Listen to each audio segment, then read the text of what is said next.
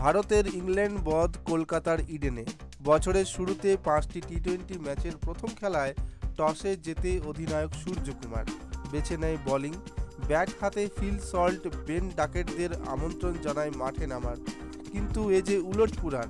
রানের জায়গায় উইকেট হারিয়ে খাতা খোলে ব্রেন্ডন ম্যাককুলামের শিষ্যরা। চাহালের রেকর্ড ছুঁয়ে দেয় আর্শদীপ সিং। পরক্ষণেই টি-20 ফরম্যাটে 97টি উইকেট নিয়ে ভারতীয়দের মধ্যে এগিয়ে যায় সে। খুবই কম সময়ে তার এই অ্যাচিভমেন্ট। 23 বছর বয়সে 2022 সালে জার্নি শুরু করে 2025-এ এসে আর্শদীপের এমন রেকর্ড। ভারতীয় বোলারদের সামলে একা হাতে 44 বলে 68 রান করেন ক্যাপ্টেন জস বাটলার। বরুণ চক্রবর্তীর 3টি উইকেট সহ 3 স্পিনারের জাদুতে লাল নীল রঙা গাড়িটি থেমে যায় 132-এ। টার্গেট তাড়া করতে নেমে স্যামসনের 4 দিয়ে খাতা খোলে ভারত। ওই ওভারে 4টে 4, একটা 6, বিধ্বংসী ভারত। সঙ্গে অভিষেক শর্মার ঝড়ও।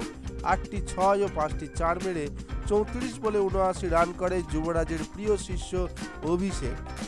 13 ওভারের পঞ্চম বলে তিলক বর্মার 4 দিয়ে মীমাংসা হয় ম্যাচের। 7 উইকেটে জিতে যায় ভারত। দিনের শেষে player of the match Varun Chakraborty.